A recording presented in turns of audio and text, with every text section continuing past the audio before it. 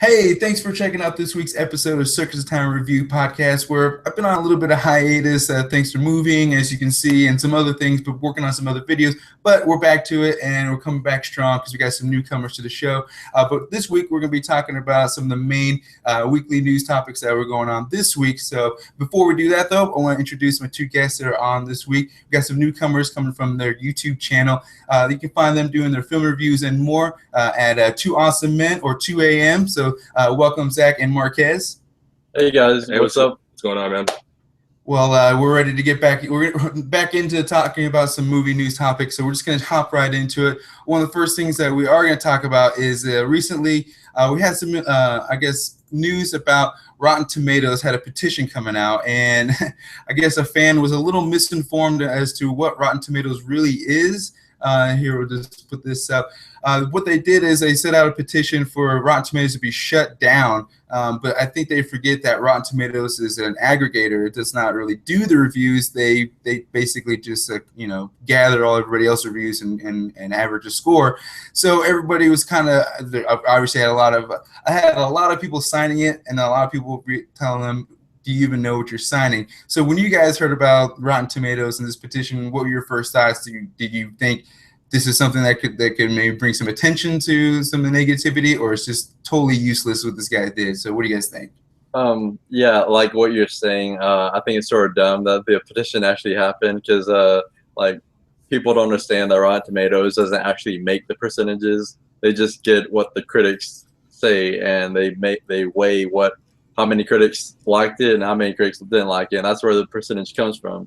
They don't come out and make the percentage themselves. Yeah, so basically, I thought it was stupid too because, even if this website did shut down, they're gonna find these reviews somewhere. Because all it is just a database of reviews. They're gonna find bad reviews of this movie somewhere. Yeah, like a lot of these reviewers have their personal sites or they work for another company, so it's not like you said, they're not going to shut down like the actual information being out there. Even like the people themselves aren't going to stop giving reviews just because Rotten Tomatoes is shut down. But yeah, go on. What were you saying? But yeah, I was just saying it doesn't make any sense to actually do that because no matter what, people are going to find reviews. Usually, you can actually just hop on like Yahoo or Google and just type in this review and it'll pop up, or a movie reviewer. Yeah, and plus, to be honest, that's sort of going against the freedom of speech. Like that's sort of like taking away from the critics' opinions, even though they might think it's biased. It's still the critics' opinions. Yeah, and either way, I mean, you have two scores on Rotten Tomatoes. You have the critic scores and the audience scores. Yeah. So that would be shutting down the freedom of speech of audiences as well. Yeah, that too. Yeah, I think the fan who started it, he's not American, so I think it's international. He should know how the company works, but I think once he figured out how much attention this had gotten, he came back and was like, I just want the attention to get out there that negative.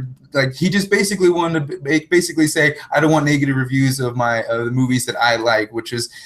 Starting a petition isn't the way to do it. Start your own blog, start your own YouTube channel, start giving your own opinions. Maybe change people's opinions that way, as opposed to starting a petition. Actually, how many petitions has Change.org actually done anything for? I think I talked to somebody the other day. I was like, the Justin Bieber deportation like a year ago. Everybody is all over that for like 3 weeks and then done. They're like, this is like 10 signatures away from going to the White House, and like no one gives a shit. Yeah, some people go crazy with the petitions. They think they can make a petition about anything and it's gonna work.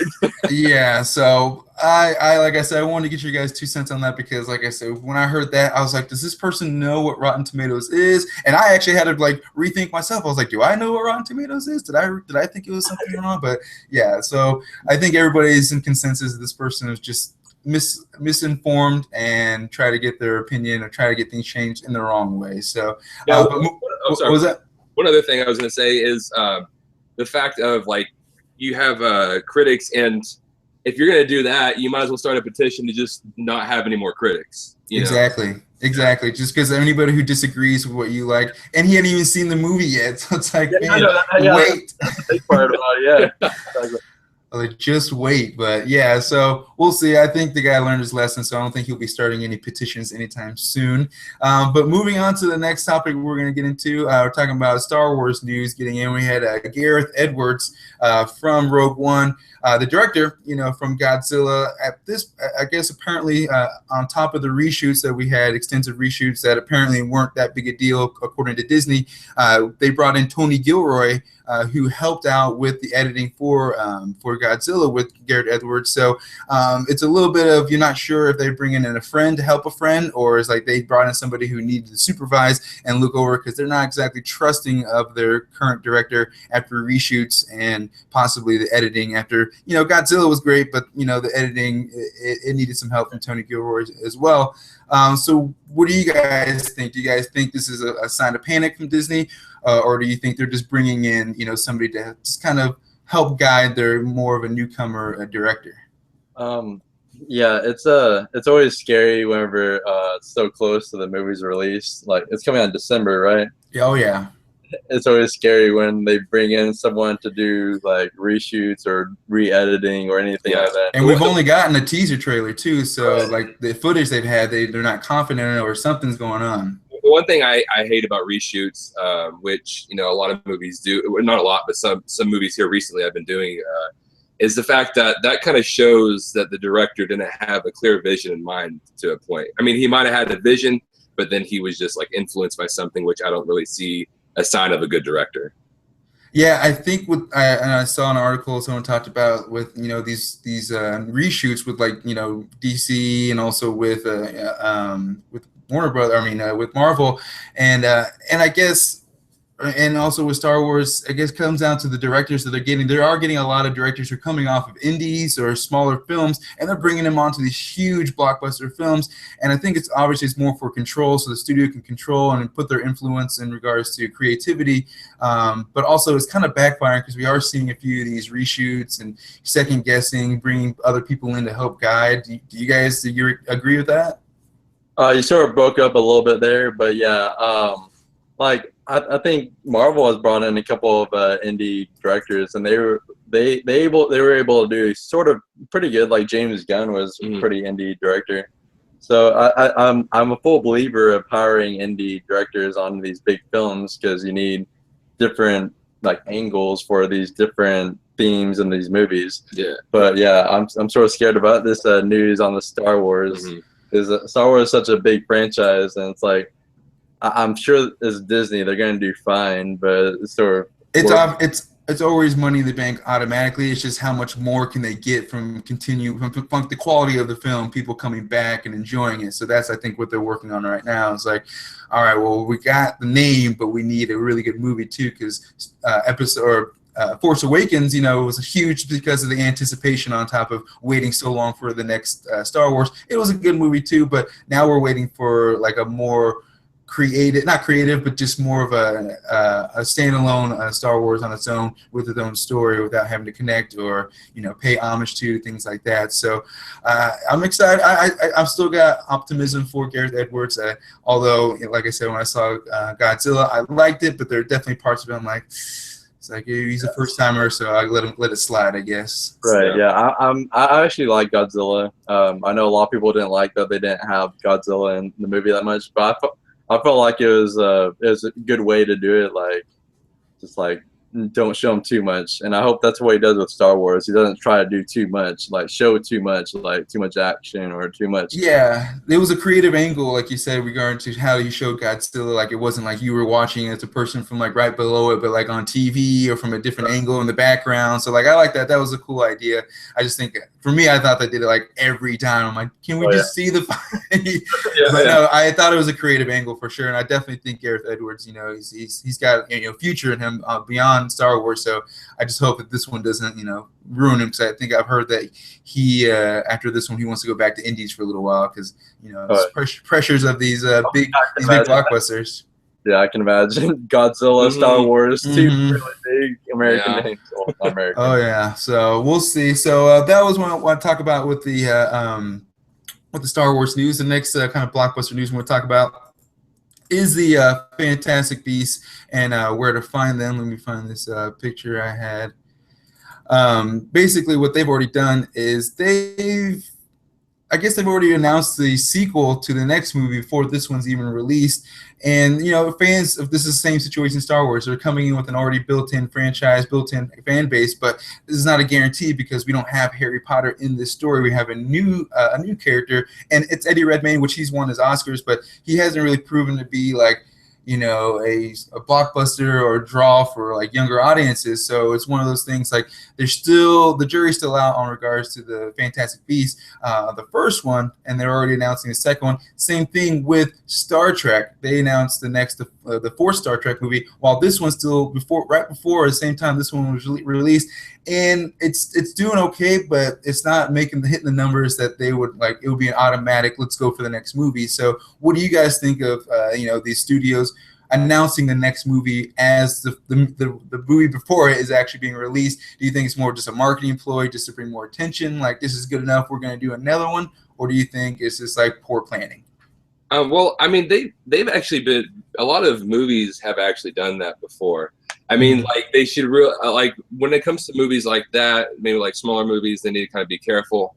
But like, there's been quite a bit of movies who actually announced their sequel like way before the release. You know, maybe just like from the first trailer. You know, so it's happened quite a bit. Yeah, and it's sort of good. I mean, hopefully movies like this are good when they come out, when they release it, or when they announce the sequel before it's released. But like, it's sort of good because they can start production on the sequel and be able to get it out faster, in my opinion, especially if the first movie is good. Because if the first movie is good, I'm going to be wanting the sequel pretty soon. So it's a good process for most movies. Some movies, the first movie might like completely like suck at the box office. But yeah, if the movie's good, I agree. I'm all for it. Now, are you guys for? This is for announcing the next movie, but what about like in the movie, whenever they set up like a sequel at the end, where they're just like, this movie's so good, this is gonna be second, so they leave it all open ended. What do you guys think about those type of movies? And they don't get a sequel. I'm not a huge fan of the open ending. I don't mind a movie planning for a second one. Like if a movie has little bits and pieces here that plans for a second one, just as long as they're not totally focused on that and all. Because, you know, they could totally be focused on setting up for sequels and not actually making a good movie right there. So I'm fine with like actually planning for the sequel, but I don't want to leave the open ending. But like maybe like a mid-credit scene or after credit scene, I'm fine with. Yeah, a good example is the Marvel Cinematic Universe. They in their movies, they don't focus on future movies that much. They just have like small little Easter eggs that for future movies, whereas Sony in The Amazing Spider-Man 2, the entire movie was trying to set up the Sinister Six before like they even knew if this movie was going to be good, which it turned out it was going to be. That whole end credit scene was like basically a trailer for the Sinister Six. Pretty much the entire reason why the Green Goblin was in it, the entire movie, was to set up the Sinister Six and to kill Gwen Stacy. But yeah, the way they do it, they have to not focus on the sequel. They have to focus on the movie with a little hints of a sequel in case they get one. So that's just my opinion. Yeah, I agree. It's a fine line. Like I don't mind them, like you said, having those little hints. I'm like, okay, so if they do continue this person may come back. But when it's like the main character or the main villain of something, like they're not dead, their hand comes out of the garbage or something like that. It's like, it's like, man, I watch this whole movie for you to set it up at the end. Like, I don't know. I guess, like I said, we've seen movies like this for a long time. It's just a little more, more noticeable nowadays. Yeah, I think what would be a good idea for movies to do whenever they do that is maybe just make the movie first, and then maybe just like maybe they can go in and add those few little scenes there, because a lot of movies, like I said a while ago, they'll say, okay, we know that there's going to be sequels to come, so for this first movie, it needs to be all about setting up for these sequels, and that's not a good idea with it. I think a good idea would make the movie first, and then put like little pieces at later on after you're done writing. Or like while you're writing a script, you mean? Yeah, I agree with that. Yeah, that's where the reshoots come in, and I mean they're automatic. You know, or for the most big blockbuster movies, is they have automatic times that they're going to be some reshoots. So they should just add them at that point, as opposed to, like you guys said, like trying to fit them in as the story goes along when it doesn't help the story. But figure out how the story ends up, and then see where it can be emphasized with those little Easter eggs. So yeah, I think that's a good idea. So moving on to the next thing we want to talk about was the Guardians of the Galaxy. Said that there's going to be 0 Infinity Stones in their Guardians of the Galaxy Volume 2. Director James Gunn stated basically this is going to be a standalone film. They're trying to build their own thing. They will be connected to the other universes soon enough, but these first 2 movies apparently they won't. So we are not going to be getting Infinity Stones in this Guardians of the Galaxy, which I guess we've had a break about 2 movies or 3 movies. We haven't had an Infinity Stone, but it has been getting old. It's been around for about 10 years now. Are you guys ready for this Infinity Stones with Thanos to be over? Are you excited for it, or are you ready? Would you rather Infinity Stones be in Guardians of the Galaxy so we can get to it? Yeah, I'm excited for the Infinity War, but yeah, I agree that I'm totally fine with them not being in Guardians of the Galaxy 2, especially since there's one in the first one. Now this movie can focus on a Guardians of the Galaxy story rather than having to focus on the Infinity Stones. And plus, we still have like Spider-Man, which it's probably not going to be in Spider-Man, but we also have Thor 3 that Infinity Stone could be in. We have Black Panther. So we have a whole bunch of time to have an Infinity Stone in these future movies. And so I'm glad to see how it turns out. Yeah, I'm also really excited, because especially since we have the Russo brothers now directing. I'm really excited about the new Infinity War movies. But I think it'd be a good idea. I kind of feel like it'd be a good idea maybe they introduce an Infinity Stone in the first Infinity War. I feel like that might be a good idea. I feel like it'd be kind of cool to do that. I mean, so I'm not upset at all about it not being in Guardians of the Galaxy. Yeah, and one thing I want to bring up, that I really hope that they don't have another Infinity Stone found on Earth, because the Tesseract was already found on Earth, and I don't really like the idea that everything happens on Earth, especially when there's like cosmic like storylines. There's 6 Infinity Stones in the galaxy.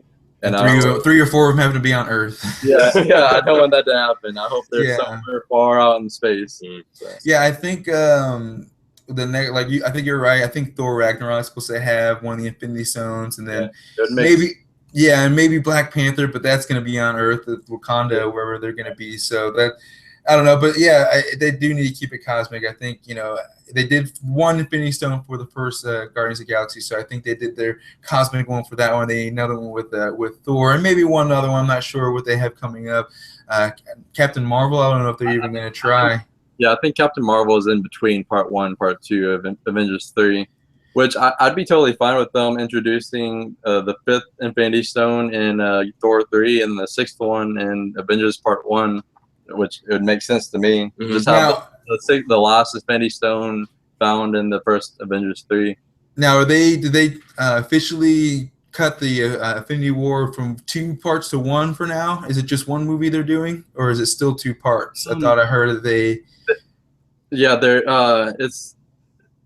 I don't know the full story, but I do know that they're gonna be 2 completely different stories. Well,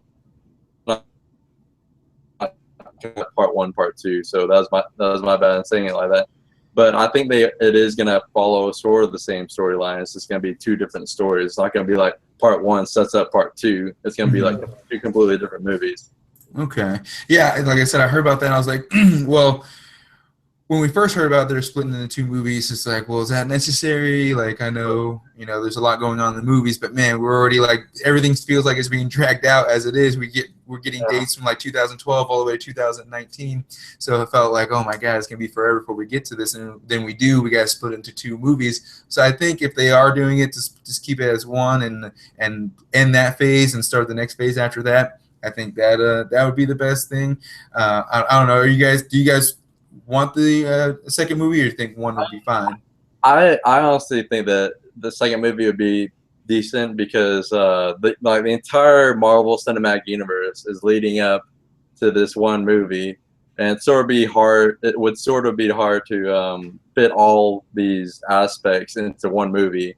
Like, introduce Thanos. We've only seen Thanos in a couple of scenes throughout the entire Marvel Cinematic Universe. Yeah, and Thanos is a big character. He's the most powerful, strongest character, and so they're gonna need probably 2 movies to, get into introducing people. Also, we're gonna have a whole bunch of characters. Yeah. You know, I'm hoping they can, you know, balance all that out. But yeah, I think I read something that's gonna be like 67 different characters. Oh wow! Well, they should have waited for Captain America: Civil War then, when they had all the rights to everybody, so they could have brought in everybody instead of having like that little little squad fight they had. And it's like, if you see the cover of the comics and you see that scene, you're like, this ain't the same. It's a lot different, yeah. And one big thing that I hope happens, I want the Avengers to lose to Thanos. That's what I'm hoping for. I want them to actually like fully on lose, not like lose one battle, but like lose like a huge portion of the war. Oh, we need main characters dying, like not just one. Yeah, exactly. We need like 2 or 3 at least dying out. We got 67 to choose from, and we want them to actually, you know, die. I mean, because you have like, because Civil War, it was a good movie. I like Civil War, but you had someone like Rhodey, and it was a big character, and I thought he was actually gonna die. Yeah, and where he fell. Anybody would have died in that fall, no matter what. He just fell, and he just need to go to the hospital. Yeah, and plus it was an impactful scene. If he would have died, like it's not as impactful that he didn't die. I mean, he is handicapped now, but I mean, he's still already replaced one Rhodey. What's another one? Who cares? Yeah, exactly.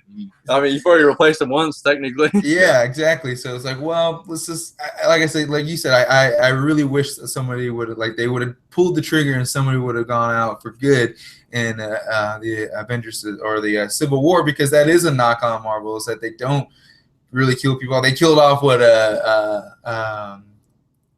can't think of his name. From Ultron, Quicksilver. Yeah, Quicksilver. They only did that because of copyright issues. Yeah, you know? Yeah. I'm pretty sure if Fox wasn't in the picture, they would have totally kept him going.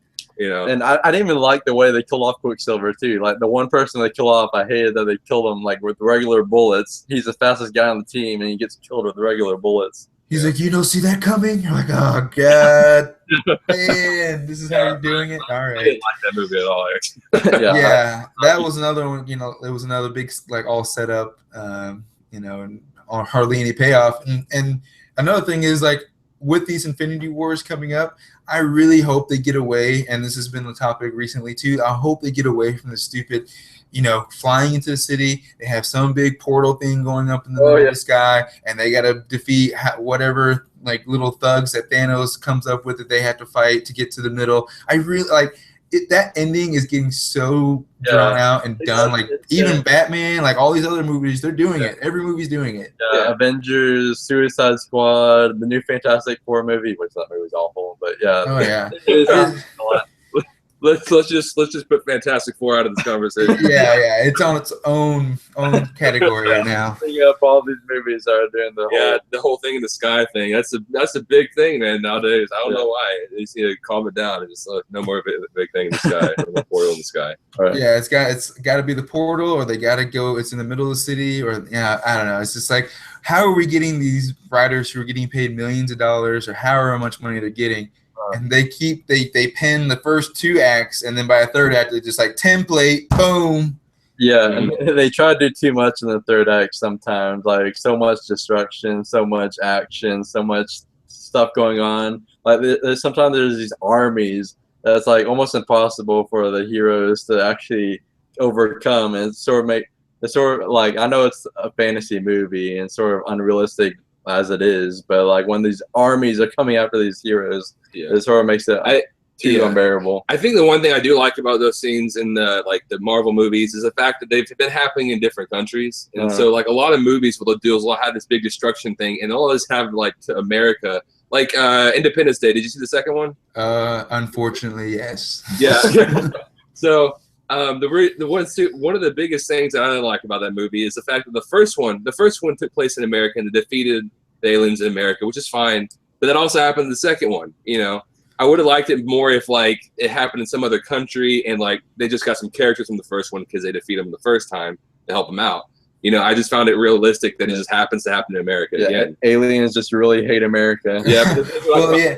Yeah, like in the first one, they kept showing, like at the end, they would show in Independence Day all the other countries celebrating after they beat the ships, whereas this one is just like America.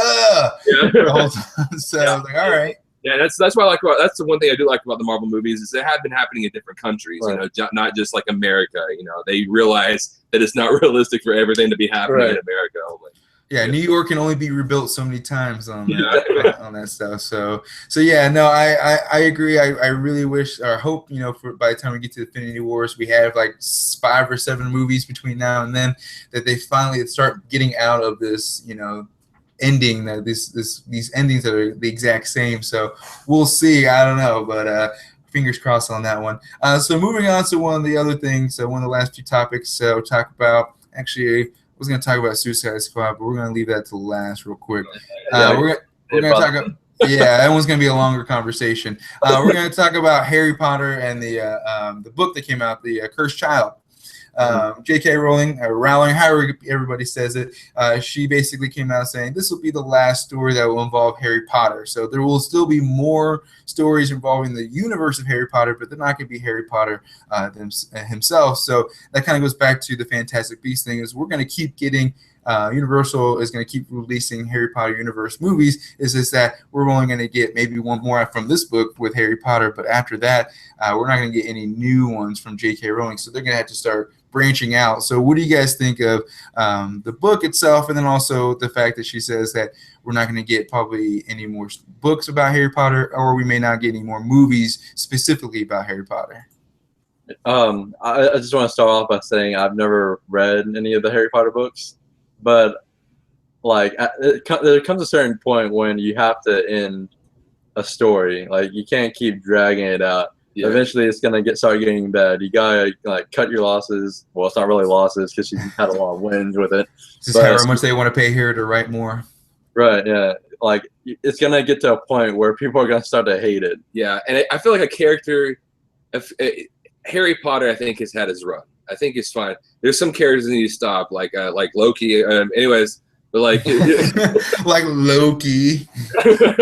You know, I think Harry Potter has had his run. You know, he's had a whole bunch of books. I'm not really sure how much it was. I should have counted that before, but this will be the 9th. So they have 8, and this will be the 9th one. Yeah, and so I think he's had his run. He's had a good run. You know, they just need to kind of maybe calm it down with the character. And to quote Harvey Dent, you either die a hero or live long enough to see yourself become a villain, and that's what's gonna happen if these Harry Potter books start. Like keep going on, people are not gonna like it anymore. Yeah, I think they need to separate, especially with Daniel Radcliffe as playing Harry Potter. Like the last movie came out, 2011 or 12, the Deathly Hallows, and so that was only about 5 years ago. And now we're already getting a spinoff, Fantastic Beasts. So I think let's let Fantastic Beasts have its little run of how like the franchise. You want to start with that, and then maybe in like another 10 years, think about making this book into the 9th Harry Potter movie and bring back Daniel Radcliffe 10 years later. Like, don't do it right now. This is too soon. This is like rebooting Spider-Man 5 years after the third one came out. It's like there's no need. Everyone's going to be asking why. Let the nostalgia build up. Get this new franchise going, get new fans, get the younger new fans, and then go back to the old fans by bringing Daniel Radcliffe back for Harry Potter in like 10 years or so. And I don't even think Daniel Radcliffe really wants to play Harry Potter for a little while. I think for a while he kept saying no, absolutely not. But then recently I saw that he's like, maybe down the line I'll do it. Mm-hmm. But he kind of left it open-ended. But it's not like he's basically saying not right now, but down the line I'll reconsider. Yeah, and we were actually reading some reviews over the Cursed Book Child, or the Cursed Child book, and like people the Cursed Book Child. curses child. The Cursed Child book, and people are actually starting like they're not liking it, and like that's sort of like the start of like this downhill spiral for these movies. And like you said, the spin-off movie that's coming out, which I'm sure it's going to do great in the box office, but like there comes a certain point when the spin-offs start like not going towards the audiences, but more towards like let's just make money. Mm-hmm. Exactly. Yeah. And I mean, like, yeah, and there's a lot of movies that do that start off good and just kind of drop down in quality. And a good example of that I've been hearing, I haven't actually seen these movies, but I've been hearing what's that? Fast and the Furious. I heard of that. That's slightly dropped down in quality because they're still making more. They keep on making them. Yeah. And then there's other good examples of there is other good examples of movies that keep on going good. Now, I'm going to say I'm not a huge fan of James Bond, but I understand that he's a good character. It's a good movie. But I heard that his movies are going pretty steady. Yeah. I mean, he might have one here and there that's kind of not good, but overall they go pretty steady. So there is good examples, but there's bad examples as well. Yeah, I don't know. It is hard, like you said. Once a franchise or any movie series has hit a certain point, and then keep going, it's just like no. I mean, we got that with like Batman and Robin. We should have stopped at Batman Forever, but they brought us Batman and Robin. It's like, damn it, why? So yeah, a perfect example. It's not a movie, but a TV show, Breaking Bad. Mm-hmm. Like the writer and director for that movie or that show. They stopped at 5 seasons because they didn't want it to drag on, like the quality to lessen. So they stopped at 5 seasons, and it turns out to be one of the best shows ever. Mm-hmm. So. Yeah, so you might as well. It's better to end early but strong than to end late but weak. Right? Yeah. Oh yeah. So let the family matters. That show went on like 14 extra seasons than it. Oh yeah. So, all right. Well, one of the last topics before we get to the last one for Suicide Squad is last one was some gender swapping going on in Hollywood recently in regards to movies switching roles from male to female, female to male. One of the recent ones we got was Rebel Wilson is attached to playing one of the con artists in Dirty Rotten Scoundrels, the 1980s movie with was it Steve Martin and Michael Caine. So yeah, now we have this one, and we also have Channing Tatum is starring in the reboot of the Splash movie from the 1980s with Tom Hanks. He'll be playing the mermaid as opposed to the woman playing the mermaid. And so we got a couple of gender swapping news coming on. What do you guys think of all this happening? Like, we've had a little success with some movies. We've had some backlash with Ghostbusters. What do you guys think of these two movies coming out? Do you think they're going to have some success at all? Or do you think this is just like another ploy to jump into the trend of gender swapping for roles? Now, I'm not really against the gender swapping that much. Now, I mean, it depends on what it is, okay? Because you're rebooting Ocean series and the Ocean series, and I think that's stupid to reboot with gender swapping. Because I think that's like almost like a direct, like they're saying she's Sandra Bullock's gonna play the sister of Danny Ocean or something like that. Yeah, I don't understand why they can't just make another movie that's not named Ocean's 11. Yeah, make a movie with all female cast about this. Yeah, don't get me wrong. I'm not saying I'm not up for a strong female lead, or like a female cast, but make your own movie. That to me is even a stronger message that you're making your own movie about a full female cast. Now, if we're gonna go over something like Ghostbusters, which I actually saw and I did not like, I don't mind that. That would have actually been okay. I didn't mind the gender swapping in that one at all, but the movie actually has to be good. Okay, I'm not going to get all in there and get all excited because you're giving women roles if it's not going to be a good movie. Yeah, and like some of these gender swap movies are coming out, like a Splash movie. If that's like if they don't focus on like making it like the original movie and they make a complete comedy that's like gender swap, then I'm gonna be okay with it, especially with Channing Tatum. I think Channing Tatum is actually pretty funny. That'd be pretty funny. The thing I don't like is I think they need to actually I'm not kind of a person that's 100% against remakes. I'm not like 100% against them, but I think they do need to calm down with them. Because if you have gender swapping roles, it's going to have a stronger effect if you make your own movie, about this. Because I feel like gender swapping is going to kind of make people angry. It's not going to be that big of a thing. Just like remaking Mean Girls and just Mean Boys, like just blatant and not trying. Ideas. Yeah, just so blatant and it seems they're going to watch. Like, I have an idea now. Me. There we go. So yeah, no, I agree with you guys. I'm not against the fact that they want to try it. It's like, why not? It could work. You have to experiment to see how things will work. But yeah, I think they're just throwing too much shit at the fan, and hardly any of it is sticking. So I think they need to tone it down as well, and focus more on like actually building a good story or a comedic story as opposed to just rehashing old jokes that don't work in context of the new movie, which happened in Dumb and Dumber and Zoolander too. It's just like, I couldn't finish both those movies. I was like, oh my god, you're just trying to rehash old jokes, and the new jokes aren't even funny at all. So yeah, like I said, I agree. I'm for gender swapping, but they just need to be a little more careful. I think they're just doing a little too much. I think they're getting a little too ambitious with the gender swapping. So even Splash wasn't like a cult classic. Even it was like kind of like a mid-popular '80s movies that kind of didn't stick around too much, but it just Tom Hanks being attached to it was really what kept the name around. So we'll see. Channing Tatum could be the merman and see how that goes. But all right, we're gonna jump into the last topic we're gonna talk about today. We're gonna talk about Suicide Squad. What's been going on out there? Have you guys seen it yet? Yes. Yeah. Okay. We filmed a review already, but we haven't put it up yet. So okay, we'll do it today. Just want to make sure, and we may get into a little bit of spoilers. So for those who have not seen it, you may want to cover your ears for just a few minutes. But starting out, we're going to talk about the production. Suicide Squad.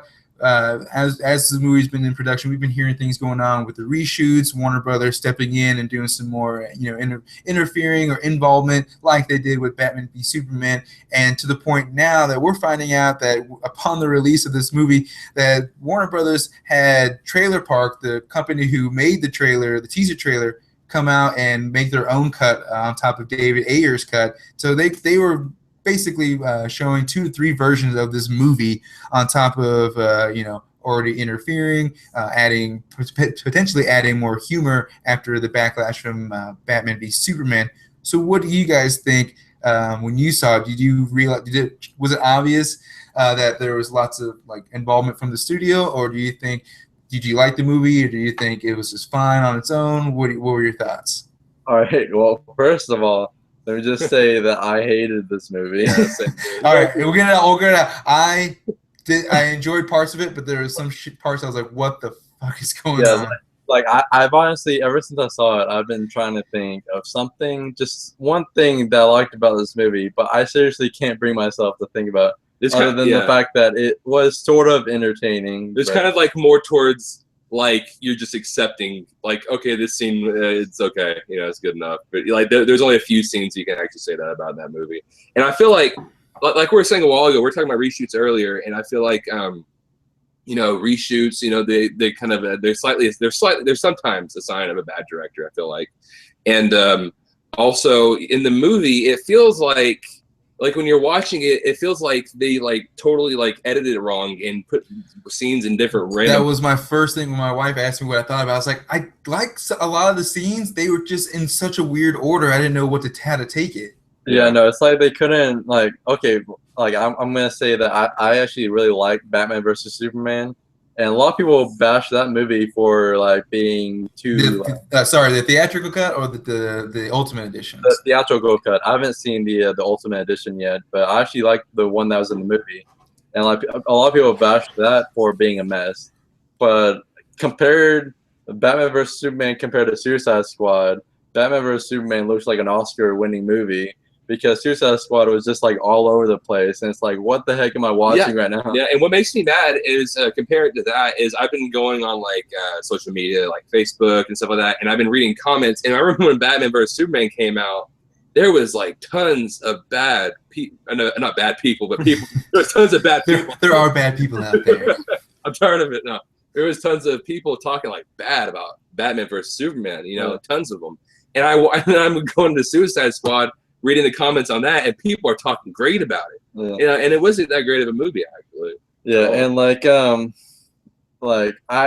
there's some I'm gonna bring up the villain of the movie again, spoilers, but Enchantress, I feel like her backstory should have been explained a lot more. It was the size of a GIF. It's you got 8 seconds worth of how she became something. And literally all Amanda Waller said when she was introducing the character was that she stumbled in a cave that she shouldn't have stumbled in or something like that. Okay, that was a perfect opportunity to set up, explain what the cave was that she stumbled into, so that later on in the movie when she's a villain, we know exactly who she is, how powerful she is, what exactly her plan was, which they never really explained what her plan was, other than build that machine or something. the machine, but they never explained what the machine was. Yeah, it was like I said, there were definitely like scenes that looked cool and I enjoyed. I think the music had a lot to do. It felt like a music video. It definitely felt like when you watch the movie, like that trailer park company who cut this version, apparently, you can definitely tell the first like 20 minutes, it's so going back and forth in places. I'm like, I know these scenes should have been later, or there should have been a little more development before this scene. But they wanted to get like all the introductions all in one spot, so they just kind of mash it all together. I feel like they needed to calm down with the introductions. I feel like we only needed Deadshot's introduction, Harley Quinn's introduction, and Enchantress's introduction. They gave everybody's but Slipknot's. That's so racist. Yeah, and they cut them off like that. And I hated the introductions when they like flashed up their name and the little picture with the characteristic, the little bio right next to them. Yeah, I felt like I was playing a Suicide Squad video game and switching through the characters. And for real, because even during the movie, they go from one battle and then they walk out. And it's like in COD or whatever. You walk out, as soon as you're done with one battle, you walk out. There's the next one. That's literally what was happening. And I felt the movie was hollow in that point. Like it jumped from the first like introduction of the characters to right into the third act. We were going to defeat the Enchantress. I was like, where was the second act? I think we just had an hour and a half long first act and 45 minutes for the second or third act. Yeah, and the comedy that I want to bring up, I didn't mind that it had comedy in it. Like there's some characters in this movie that needed comedy that would be weird if they didn't have to make jokes or anything. It's just that the comedy was so bad in this movie and so forced that it was just so cringe-worthy to watch. It's like I literally wanted to leave. I've never felt like wanting to leave a movie, especially a superhero movie. That is crazy. I contemplated a couple of times. I was like, man, I hope this gets better because I like to leave. And that brings us back to the actual takeaways, is because they I remember reading reviews about Batman vs Superman, and someone's like, an actual critic, not like someone on Facebook, an actual critic says this didn't have the Marvel feel. I'm like, well, it's not a Marvel movie, and what they mean by that is that Batman vs Superman was dark. It was really dark, really gritty throughout the entire movie. It wasn't very funny, which I was fine with. That's what I actually liked about the movie, was the darkness.